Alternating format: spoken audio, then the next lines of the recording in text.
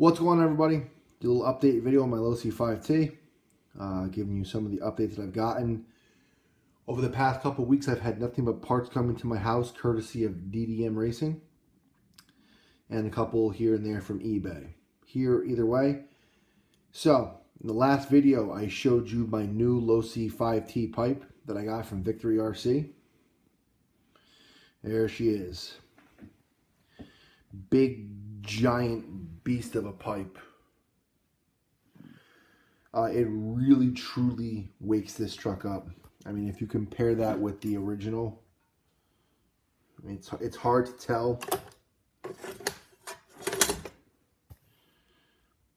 I mean, I can assure you that this new pipe is much, much larger. Even though that's a big bore specifically designed for 32cc and up, and it really allows this engine to breathe. It gives the engine the bottom end torque that it so desperately was well, I wouldn't say lacking, but it gives it more bottom end torque, I should say. You can also see my Turbo Racing clutch bell carrier and clutch housing that I installed.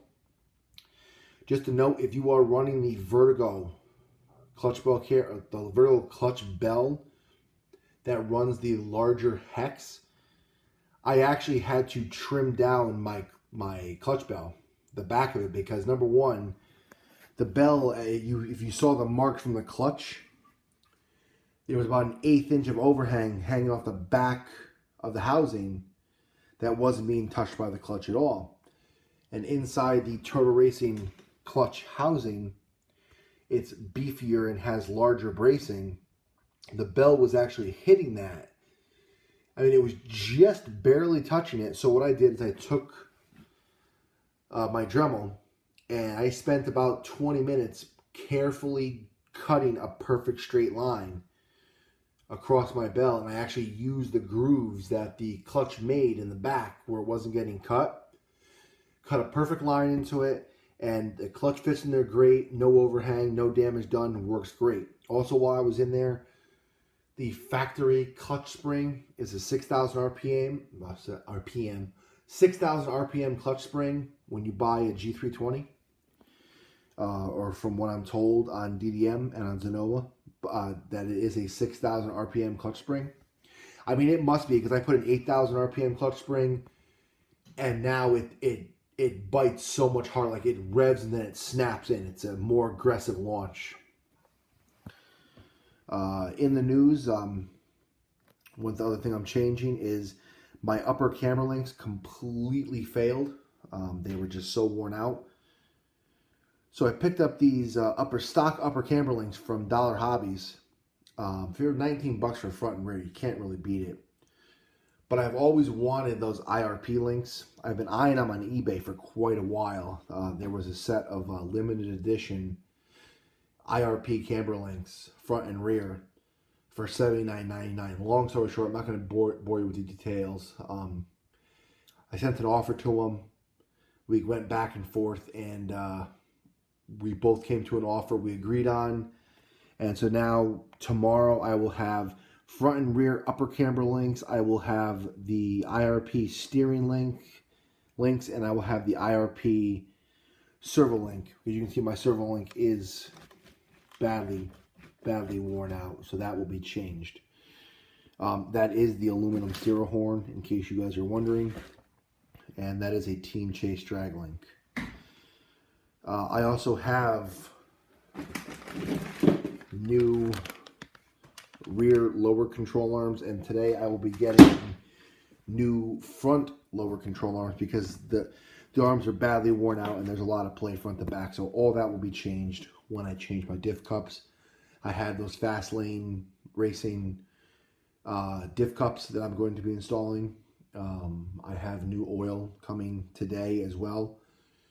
For the past couple weeks, I've had nothing but parts coming to my house.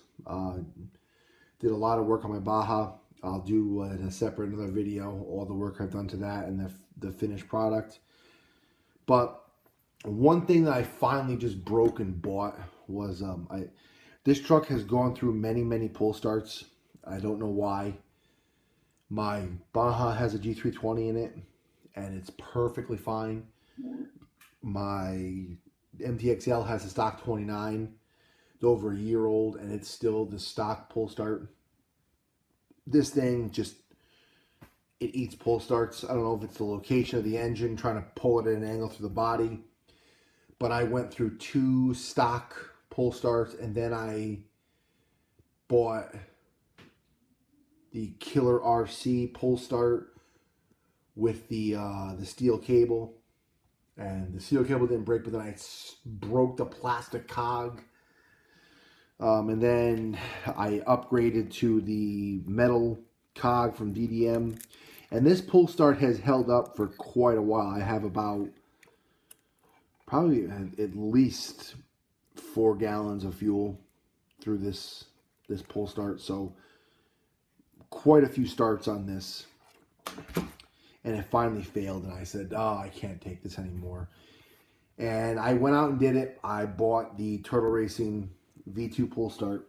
I mean, I bought it with the, instead of, you can get it with the TR logo on the back or the Turtle Racing shell. And it's kind of hard to see behind this giant pipe, but I bought it with the Turtle Gone Wild shell, which I think is completely awesome. I think it looks great.